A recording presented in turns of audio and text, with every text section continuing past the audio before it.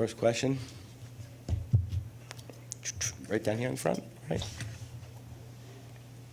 Hey, Jeff. Buck said recently that he really likes that he can bat you basically anywhere in the order, and you are mostly open to that, but there's one spot that you really don't like.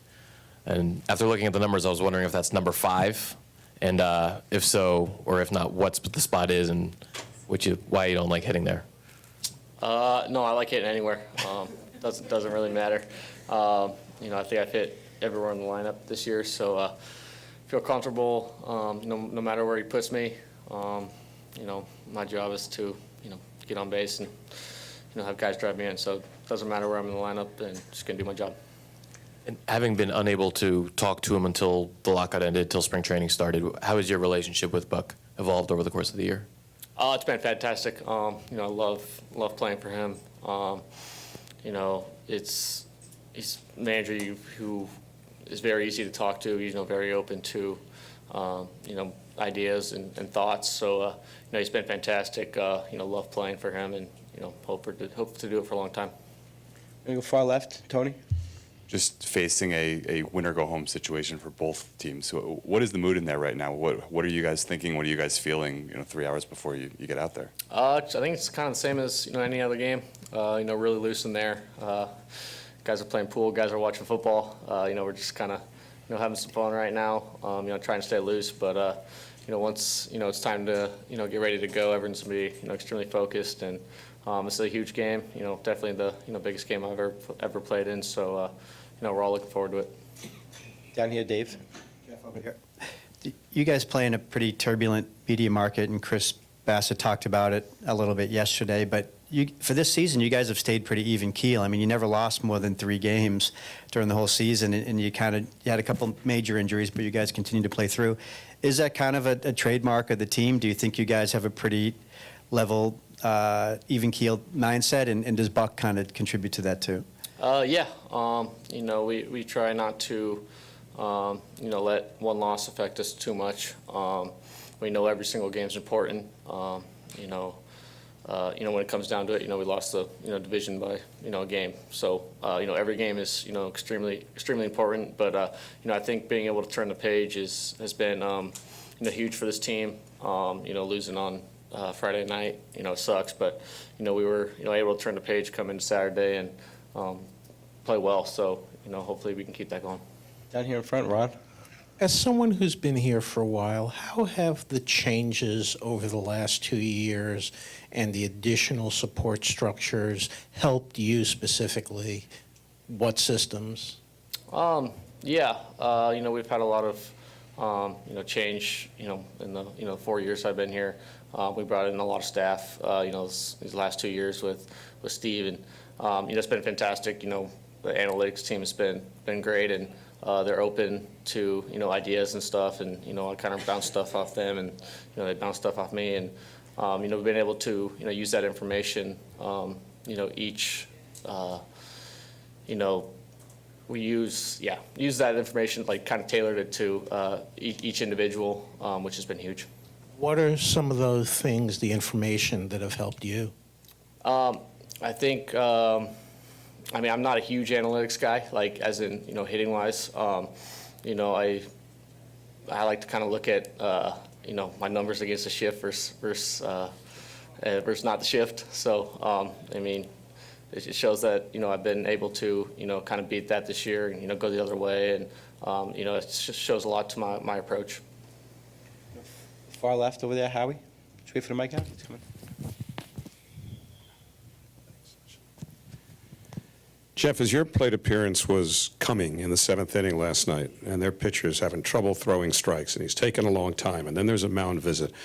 You occasionally will ambush a pitcher on that first pitch, and I'm just wondering if it's challenging sometimes to stay in the moment and discipline yourself not to be overly aggressive when that at-bat was taking so long to evolve, and you had to be getting a little bit antsy. Was that a challenge for you? Maybe a little bit. Yeah, they were having trouble with pitch calm and that long mound visit, and I wanted kind of get in there, but at the same time, you got to remember to slow things down. I take my deep breath before every single bat, which kind of helps me slow things down. And then, yeah, once I got in the box, I'm always ready to go, always ready to swing. And, he fell behind 2-0 and knew he had to throw a strike. So I was ready to, get him then. Have you always been able to take that deep breath, or is that something that you kind of had to learn over the years as you got more comfortable with being a big league hitter? No, that's something, we learned in college at Long Beach. We worked with, Ken Reviso a lot, and I think that really helped me for, the Braves series and then this series, the two biggest series, kind of, taking that deep breath, staying in the moment, staying present, slowing things down. I think I've been able to do a, really good job of that, and, I contribute that a lot to, my time at Long Beach. You stay there on the left, second row. Jake? Each of the last two nights with Ruff last night and Scherzer on Friday, we've seen Mets fans boo their own players as they've come off the field in tough spots. I'm curious how something like that kind of plays within the team. It's tough, you never want to get booed. I know, New York fans are, extremely passionate and, they want the best out of everyone. So, it's a tough place to play. As a player, you gotta, kind of, try to tune it out, move forward. I think, everyone in that locker room has been, booed at some point in their career. So it is tough, but, you got to stay mentally strong. You got to, work through it and, give these fans, something to cheer about. You go far left out there, Mike. Jeff, has the batting title sunk in yet, and kind of what's been the reaction you've been receiving from people? Yeah, I think it kind of, sunk in, that night and then, the off day. It's, something that's really special to me. Something I've always wanted to win. So it was a fantastic year, for me at the plate, and, it just means a lot. So, put a lot of hard work, effort into this offseason, trying to get back to, who I was, and, was able to do that. Down here on the right, John. Jeff, it seems like Eric Chavez brought a more simplified approach for you guys at the plate after a lot of maybe analytics overload last year. How much difference did that make for you? Yeah, it's huge. We got a lot of numbers last year, and kind of certain approaches that were maybe a little overwhelming last year. This year I think it's just kind of been simplified to the information we really need, and everyone's different. I'm someone who doesn't like to get a lot of information or be kind of told what a good approach is against this guy. There's certain guys on the team who like to be way which should my approach be on this guy. So it's they kind of know who to work with with that kind of approach, and I think it's worked for me this year, just kind of simplifying things and going up there and smacking the ball. Back on the right, Chris. Hey, Jeff. It probably seems like ancient history at this point, but in the minors, you went through ups and downs. When you were having a tough stretch, how hard was it to picture this kind of day, making it to this point?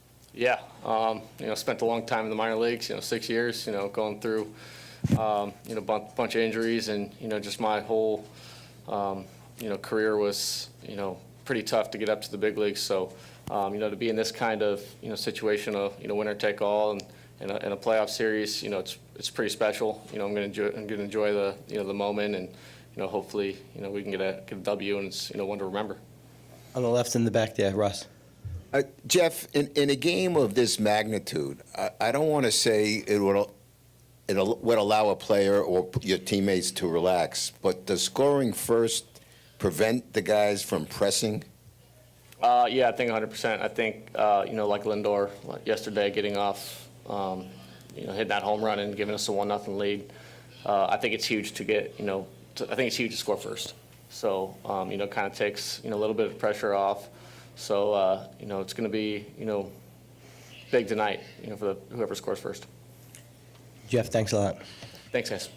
Buck Showalter will be in shortly.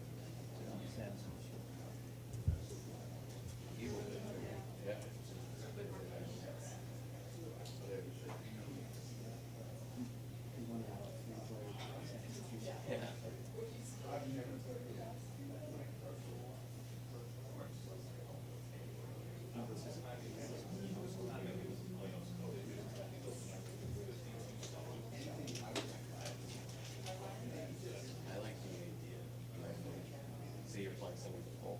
I love the pole. I love that. Love that idea. I can only do it with extreme guys. Is it? Or you still have to get right.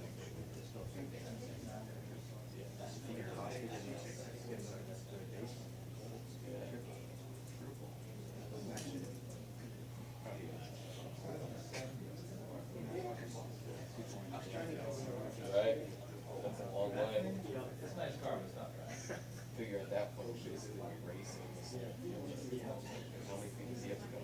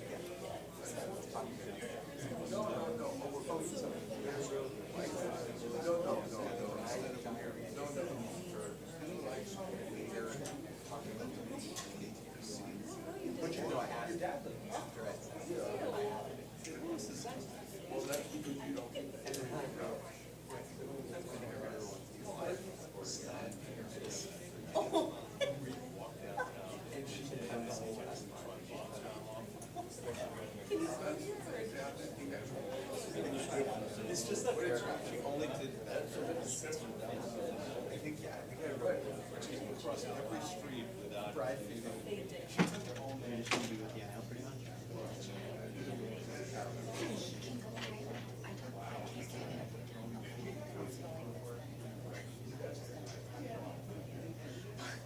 Do you know how many people walk up to that door? Like 50.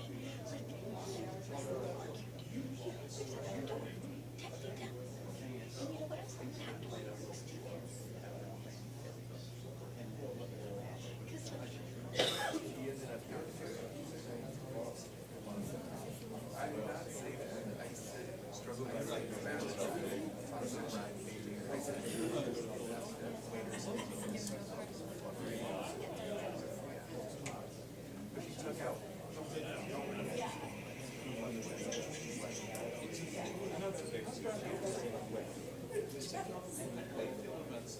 Beautiful white is something what's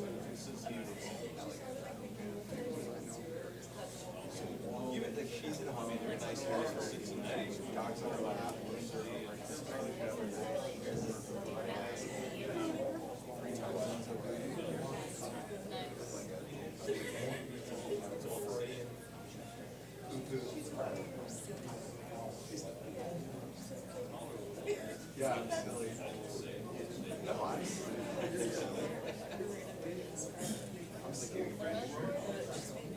which is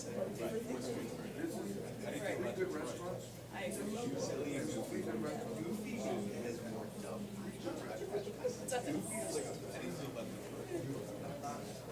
It's tolerable. Chicago.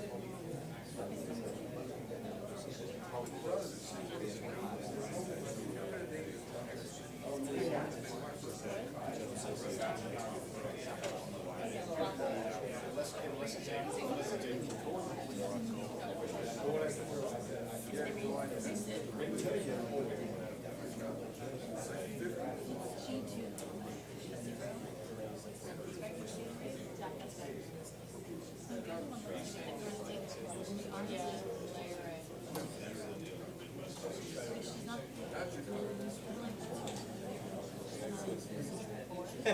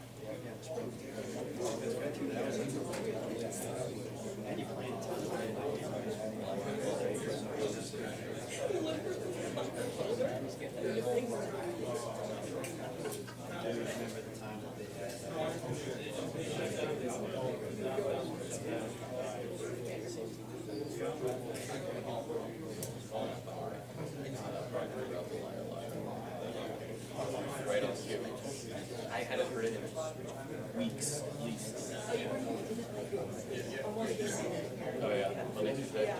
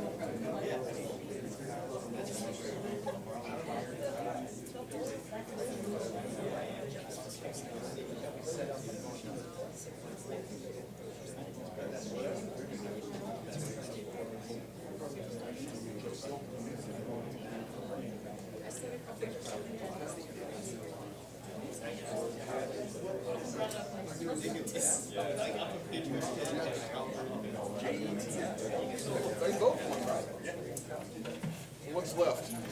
How'd the Knicks do today? Did the Knicks play? Over in Ireland? I've never played one of those games over there. Huh? Really? Yeah. Is it on the schedule? Not yet. Nothing like a spring training next year with the WBC. It's gonna be fun. I wonder if Alvarez will play in that. Who's the best Venezuelan catcher? Salvador Perez. Who? Sal Perez. Harold? See, there's another thing he brings, Harold. Take notes.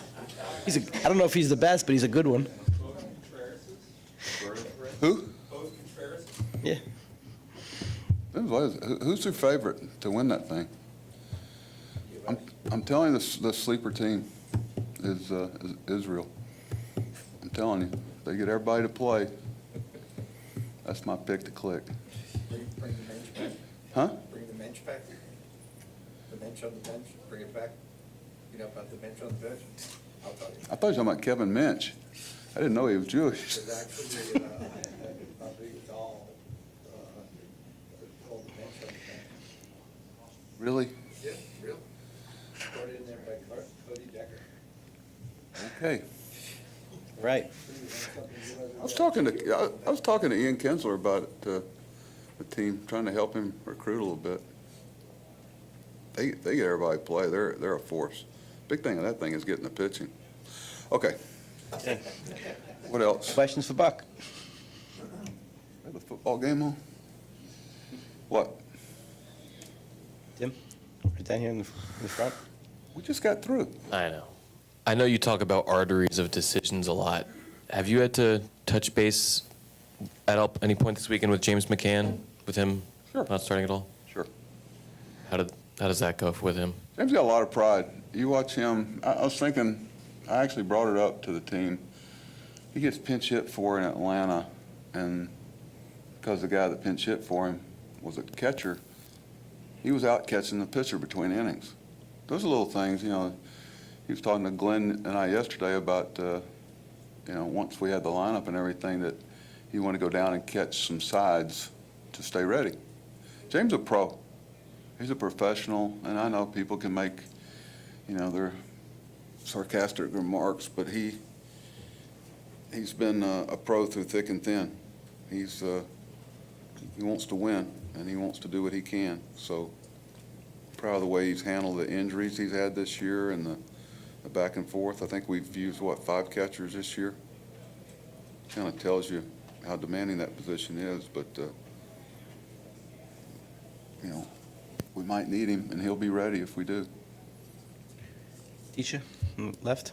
Buck, this kind of got lost yesterday, but were you surprised by Marte's throw to third, and just what was your assessment of that play? I don't know about surprise. I don't, the effort, he's going to let it go. I still would be careful testing him. It's a lot like the swing. I don't think any of us consider and say for sure what he's feeling. He's kind of guarded about it.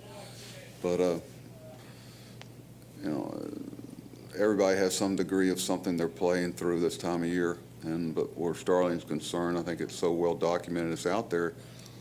You know, his ability to post up for us and endure whatever, you know, discomfort or pain he might be feeling. You know, he's not going to use it as an excuse, and I'm sure you see his face. I'm watching for it. I'm sure y'all are if he's having a lot of it. And you know, I know him a little better than everybody else, and there's some, you know, some little telltale signs of things. But I know a couple of times that there were pitches that he felt like he should have hit, that it wasn't finger related. It was more mad at himself. But he's a splendid athlete, and he's been a good teammate and a guy that, you know, I've really grown to trust. When he tells you something, I think it took me a while to, you know, it's important to me to gain his trust. So when he tells you something, you take it as gospel. You know, about himself and how he feels and where he is, and you get a return for it. And it's one thing to have some trust in a player, but if you don't get a return for it, you kind of wonder. That hadn't been the case with him. So just to follow up, you do think that play was finger related? Could be. I mean, you know, how many throws has he made high this year? So I kind of dwelled on the fact that Jake and Mark Cannon were right where they're supposed to be. When you know, some of your best players, veteran guys, play the game right, it really sets such a great example and has all year. You know, Tyler McGill and Peterson, how can they now say I should be tardy backing up a base when guys like that are there? And you know, those are things that, you know, we amass the tape through the year I'll just turn to Glenn and go put it on the tape. And those are things that, you know, you let the minor leaguers see. You see how the game should be played up here, and it's not just in the minor leagues. And the expectations of Mets players as they come up here, and there's a lot of rain delays in Syracuse and Binghamton and Brooklyn, and those are the things that you want them to see. And our guys next spring will be reminding them how, you know, we want to play. Down here, Dave on the right. Buck, you seem to project an even keel approach with these guys from the jump, for the most part, from what we could tell. I fooled you. No. But I mean, throughout the year, the longest losing streak you guys have had has been 3 games, you know, which is pretty good over the course of a long season. What is that a testament? Is it a testament to the preparation of these guys? Is it a mindset, or why do you think you guys have been so good at just kind of? It's tough, David, especially, you know, we always say, oh, in New York, you know, there's pressure in Kansas City. There's, I mean, pressure of expectations of just a professional athlete and what you have to do. But I've said this a lot, they've done a great job of staying in reality. There's so many things that can take you out of it, because you may not read or hear something, but by the time you get home, whether it affects your wife or your sister or your mother or father, you know, at some point, and I keep telling them, stay together, stay together, stay together, because it's not a reflection on anybody else. It's just like, I haven't walked in your shoes, and the people that are sometimes critiquing you haven't, and doesn't mean they're wrong either. You know, when you got to worry is when people don't think what you do is important. It's like autographs. When you got to worry is when they quit asking, I tell them. So just go sign them. So it's like a friend of mine was on a plane with Dolly Parton, and someone kept coming up to, and she was in first class, and asking her, finally she said, doesn't that bug the heck out of you, these autographs of it? But she says, no, honey, this is why I'm in first class. They are why I'm in first class. It's always kind of stuck with me. So I think our guys get, you know, it's part of the gig. It can be, I don't know, cruel and biting and hurtful, but you got to keep pushing. And I think that's why they kind of rally around each other. And we'll see. I've been real proud of them. It's been a testament to their consistency, because they just don't let something take them down a path they don't want to go. And it requires a lot of peer support in order to do it. Okay, we're going to go here on the right, far right. Buck, have you spoken to Edwin at all today to get a sense of how he's feeling? I saw him down the hall right then. Yeah, Jeremy has a session, we've done it all year, where he takes everybody out and we get an assessment of where everybody is, not only physically but verbally. And we sit down after this. And I get it, but I know he was in the hall with those shorts on and was asking me, I've been kidding about him last month or two. I want to know if I wanted a pair of them.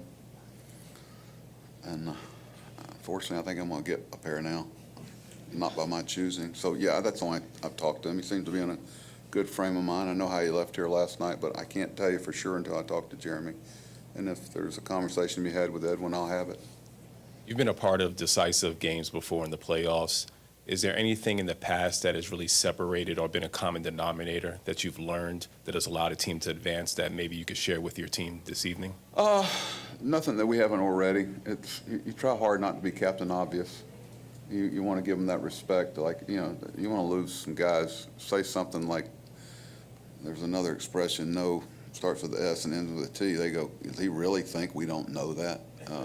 So you got to be careful about it. But every once in a while, something needs to be said that's out there that they go, yeah, where you finally get it there. So, you know, the biggest challenge we're going to have is Musgrove and their pitching staff and trying to contain their hitters. You try to stay in the reality of something that we expect to happen tonight won't happen. The game will get off script.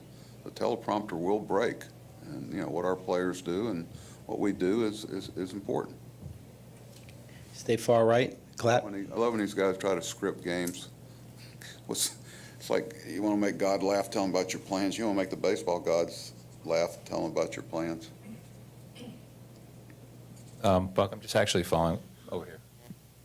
Just following up on the previous question. I mean, do you find in the hours before an elimination game that you would interact with your players more, whether it's formally or informally, or is it important for you to go about your business like it's any other game to set that tone? I think both, Bob. You know, I try to get out of my office as much as I can.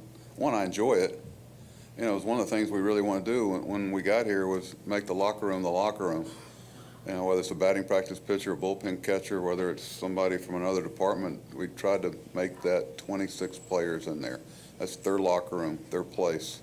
Because we've done so much. Let's face it, a lot of times it becomes an interview room, which, and rightfully so, but when the doors are closed, they got to feel comfortable to let their hair down. So I like going in there, but I try not to tread on them too much. But, you know, there's times when you do. It's kind of like managing. Sometimes the best managing you do is the managing you don't do.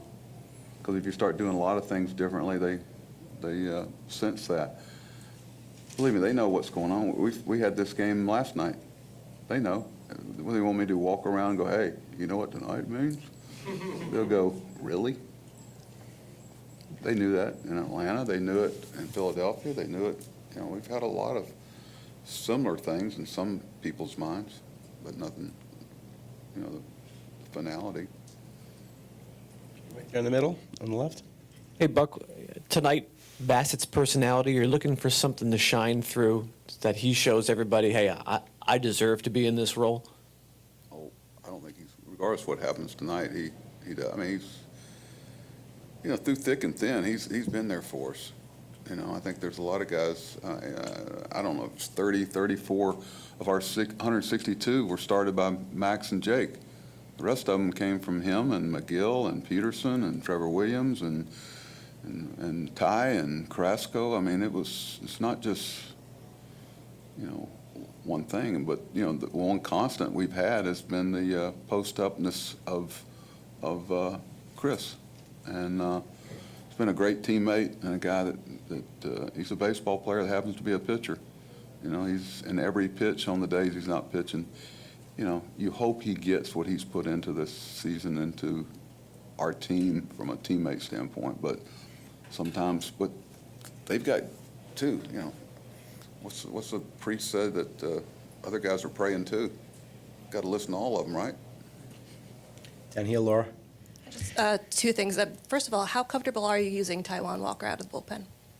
Well, just that he hasn't done a lot is your initial, but he's physically ready to go. And if the situation dictates that he's our best option, then he'll be in the game. And nothing, this is about tonight and these 9 innings or however how many innings, and he'll pitch. And you know, it's one of those things where you worry about tomorrow. And there's usually different philosophies in terms of how much you weigh feel as opposed to analytics when making certain decisions. Does that change at all? Does your perspective or how you manage change at all in an elimination game in terms of weighing one thing more than the other? Yeah, that's all. You know, it's everybody's looking at the same stuff. There hasn't been much invented that everybody doesn't have privy to. So what changes with different organizations is what you choose to weight. You know, whether it's WOBA or whether it's on base percentage, whether it's slugging percentage. I mean, what you know, years ago in New York, we were really weighting on base percentage and the ability to walk. And that was back in the 90s, early 90s. I mean, so you don't become a prisoner to it, but you're aware of everything. That's why I left here so late last night. You're trying to weight everything and make a good decision, knowing that it could change at the drop of a hat, and the script breaks or the teleprompter breaks. So the ability to think and to react and say what if. I think players feed off that too when something happens and a guy gets hit with a line drive the first pitch. Not once, you know, Billy in the front office done a great job. Not once did we play a game this year where we couldn't answer the question if the guy gets hit with a line drive on the first pitch or has an arm injury, we didn't know who could pitch long innings.